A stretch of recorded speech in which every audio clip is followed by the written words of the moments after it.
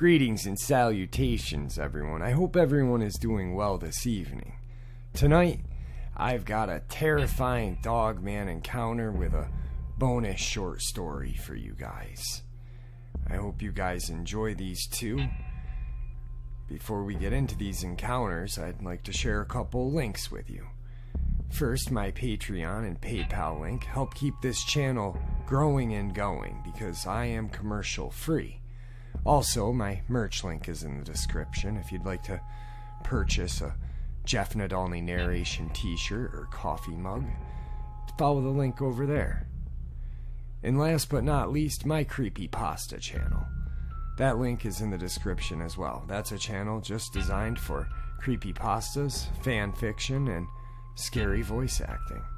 If that's anything that you're into, give that a listen. And with that, guys, let's get on with these encounters, shall we? Our first encounter of the evening comes to us from Utah. So, for the past 3 years, I've been going to a boys' ranch, summer camp type of thing, just outside of Spring City, Utah, for about 3 weeks during the summer. It's a great place, located on a plot of land about 80 acres or so. But there's been some pretty odd stuff happening. So I guess I'll start off with the very beginning. I attended this ranch from the years of 2015 to 2018. But this particular story, told to me by my camp director, takes place around 2003. So when my camp director, who I guess we'll call Rick for the sake of his anonymity, first starts the ranch, he and his partner, who we'll call Dan, were looking into buying some yurts for the campers to sleep in. They were searching for something good priced and having troubles until the director stumbled upon this website that sold yurts from Mongolia. They decided to buy 2, I believe, then ordered them and waited for them to come in. Now, since these yurts were fairly large, they had to come in one of those big shipping crates, so they also had to be delivered by a trucker. Once the truck got to the ranch to deliver the yurts, Rick and Dan met up with the trucker to help him unload them. But when they got there, the truck was just sitting there idling. Rick walks up to the window and knocks. The driver barely rolls down the window, and Rick can tell he's obviously very shaken up by something, so he asks what's wrong, and the driver refuses to answer. Rick and Dan decide to just go and unload the yurts themselves and go to pull them out. After they get the first one out, the driver calms down a bit and comes out to talk to them. Rick asks what's wrong, and he then tells them what happened. Apparently, about 45 minutes before the directors arrived, he got there and started unloading. But once he unlatched the door to the crate, something swung open the door and knocked him down. This is no easy task considering he's about 6'3" and weighs like 300 pounds. While he's on the ground, he sees multiple giant figures run out of the crate and into the woods of the ranch. He then got back into the truck. After hearing this, my camp director thought it was some kind of joke and brushed it off and unloaded the last one.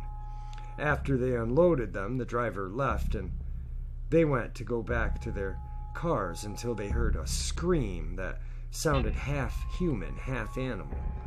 They were shaken up but went back home, and the next day they had some Mongolian exchange student from the nearby college come and help them set up the yurts since they were having trouble with them. When the students got there, they kept asking weird questions like if something else came with the yurts. And at first Rick thought they were talking about parts, but then he asked if he meant that, and they said no. He told them that something jumped out of the shipping crate when they unloaded the yurts, and the Mongolians went very quiet and hurried and set up the tents and left very quickly. They were pretty sketched out by this naturally, so after this there weren't any incidents for a bit. Then they started the first camp session and stuff started happening. At night, the children would hear howls and wake up to the trees near the yurts being broken down and stuff of all sorts. Besides this, nothing else happened until my second year at camp in 2016, One night we were prepping to go to bed when we heard this howl, and I still can't describe it to this day. The only thing I can associate it with is half King Kong scream, half male human scream. This happened the next 2 days at about 10:30 consecutively until it suddenly stopped.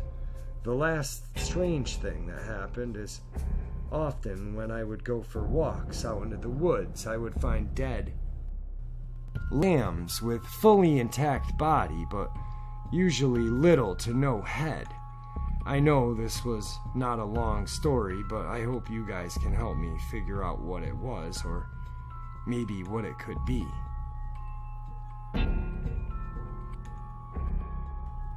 Our bonus story. This guy is telling the truth about this gargoyle-looking thing back in the 60s because this thing paralyzed me. One day when I was 6 on a trail in the woods after it was done with reading my brain for technology, it let me go.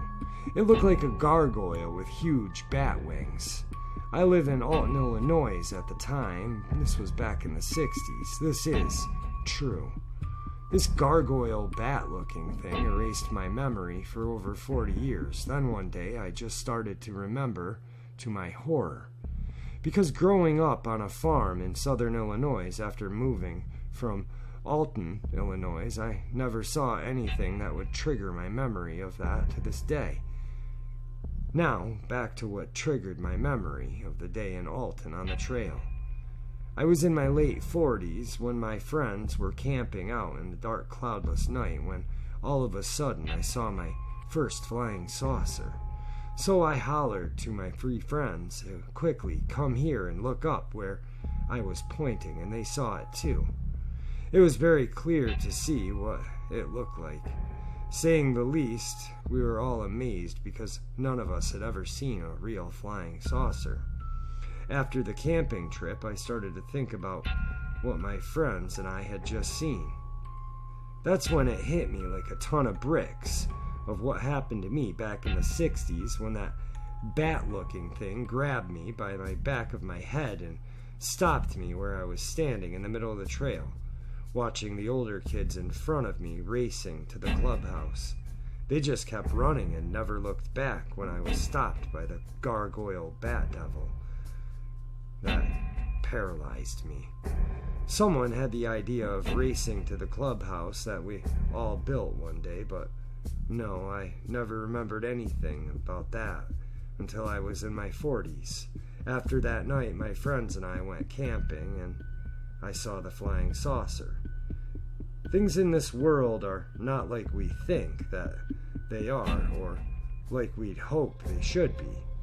My hopes are one day to be hypnotized and see if I have any memories of this gargoyle thing's technology, because as he was reading my brain, I could see his too. So that being said, there's no telling what memory of this technology I have. I just remember this: never ever go into the woods without a gun or a very sharp knife or something for protection. Wow, guys, that first story is amazing. You know, Dogman coming out of a shipping crate from Mongolia.